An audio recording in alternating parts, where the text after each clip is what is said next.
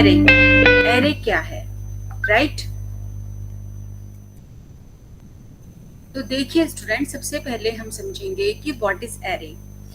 Array basically क्या है? Array is a fixed size sequential collection of elements of same data types that share a common name.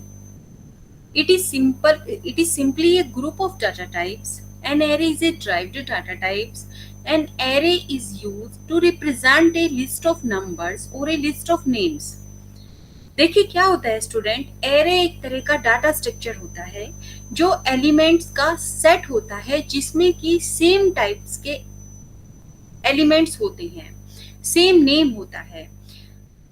Commonly हम इसका use computer programs में data को organise करने के लिए करते हैं, जिससे क्या होता है कि किसी भी सेम टाइप की वैल्यू से रिलेटेड सेट को हम इजीली सॉर्ट और सर्च कर सकते हैं। ऑलवेज क्या होता है, इंडेक्स वैल्यू से स्टार्ट होते हैं और किसी भी एरे के आप काफी सारे इंडेक्स वैल्यू बना सकते हैं, और जिसको हम किससे इनिशियलाइज कहते हैं, जिसकी वैल्यू जो होती है वो 0 से लेकर के n-1 तक होती है। कॉन्टिजियस मेमोरी लोकेशन में स्टोर आइटम्स का कलेक्शन होता है। अगर हम कहें इजीली अगर डिफाइन करूं तो इसमें हम सेम टाइप्स के मल्टीपल आइटम्स को एक साथ स्टोर करके रख सकते हैं, जिससे कि इजीली आप इसको सॉर्ट कर सकते हो, सर्च कर सकते हो। एरे एक फिक्स्ड डाटा स्ट्रक्चर होता है जिसमें कि हम एक बार एरे की साइज को अगर डिफाइन कर देते हैं तो उसके बाद उस एरे के साइज को मॉडिफाई नहीं किया जा सकता है। अब देखिए बहुत सारे एग्जाम्पल हैं स्टूडेंट्स एरे के। फर्स्ट एग्जाम्पल की बात करें तो क्या, list of employees in an organization. आप किसी भी ऑर्गेनाइजेशन में एरे का यूज करके वहां के एम्प्लॉयज की लिस्ट तैयार कर सकते हो। Test scores of a class of students, test scores तैयार कर सकते हो क्लास के स्टूडेंट्स का। List of customers and their telephone numbers आप एरे का यूज करके अरेंज कर सकते हो। List of students in the college, for example to represent 100 students in college can be written as, कैसे लिखेंगे कि हमने लिखा स्टूडेंट और एरे का साइज हमने लिया 100। तो यहाँ पर आप जो स्टूडेंट है वो क्या है, एक एरे का नाम है, ठीक है, और 100 इज कॉल्ड इंडेक्स, या फिर हम इसको क्या बोल सकते हैं, सबस्क्रिप्ट बोल सकते हैं। तो वो मतलब एरे का देखा जाए तो कहाँ कहाँ यूज होता है। अगर हम एप्लीकेशंस की बात करें कि what is the applications of array, तो देखिए इसका यूज मैथमेटिकल वेक्टर्स और मैट्रिक्स को इंप्लीमेंट करने के लिए किया जाता है। इसका यूज हम रेक्टेंगुलर टेबल्स को इंप्लीमेंट करने के लिए करते हैं। एरे का यूज हम heaps, hash, tables, deques, queues, stacks और स्ट्रिंग्स को इंप्लीमेंट करने के लिए करते हैं। इनका मल्टीपल स्टेटमेंट के कॉम्पैक्ट ऑल्टरनेटिव के तौर पर भी किसी भी प्रोग्राम के कंप्लीट या पार्शियल कंट्रोल फ्लो को डिटरमाइन करने के लिए भी यूज किया जाता है।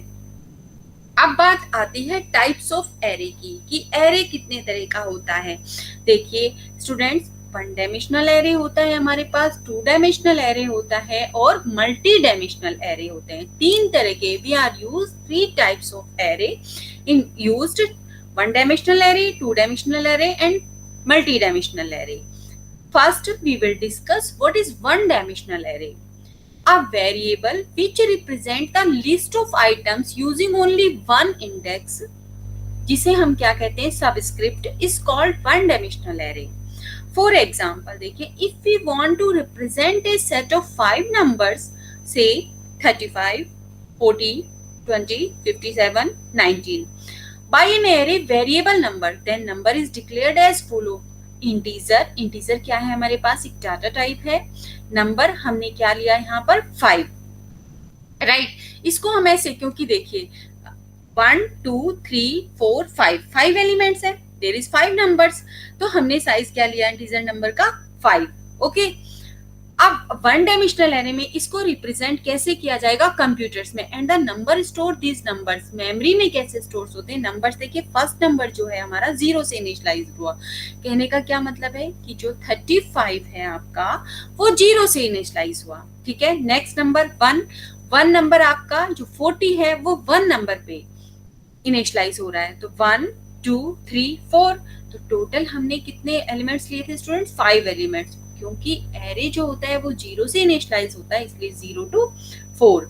The value can be assign to the array as follow number 0 equal to 35, right? तो नंबर 1 40, 2 20, 3 57, 4 19.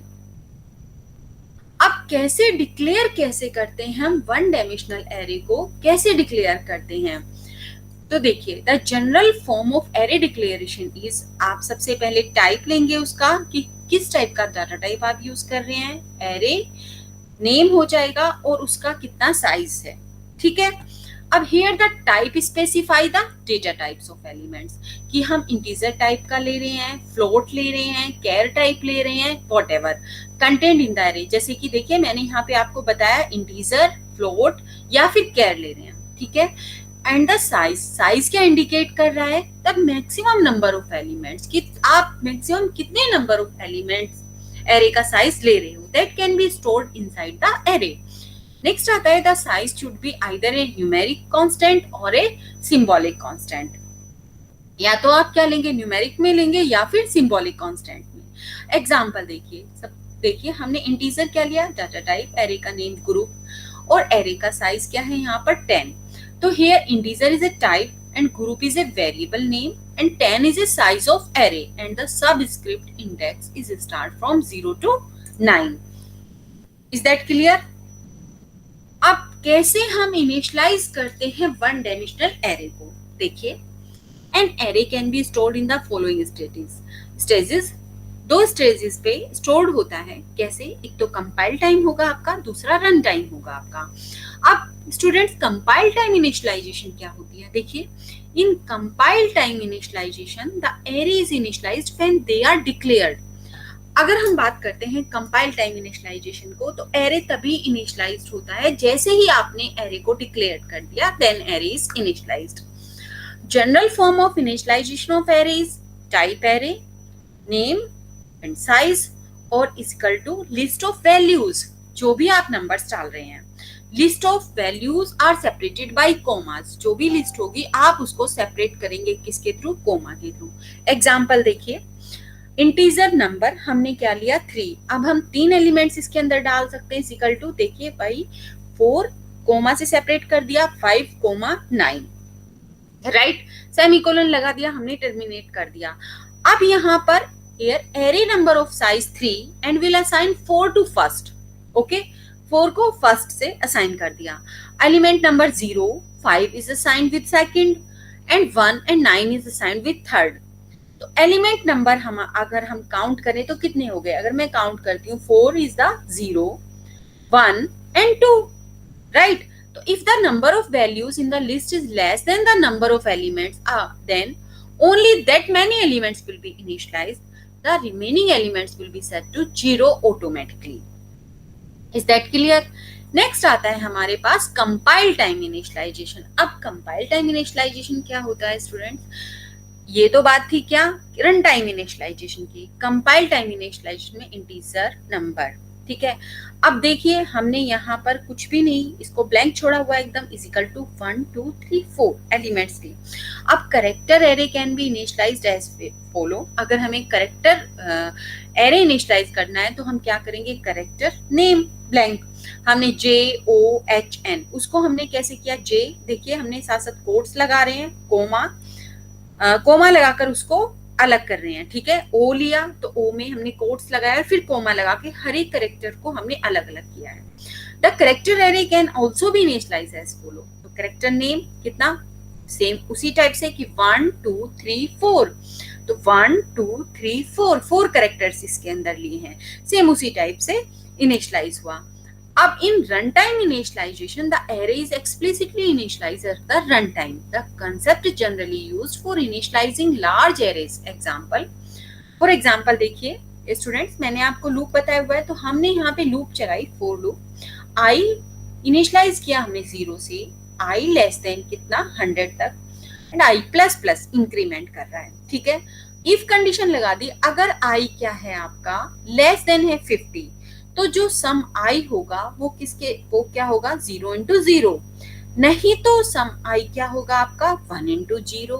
ठीक है, तो यहाँ पे देखिए हियर फर्स्ट, अगर हम पहले 50 एलिमेंट्स की बात करें ऑफ द एरे, तो some are initialize to 0 and the second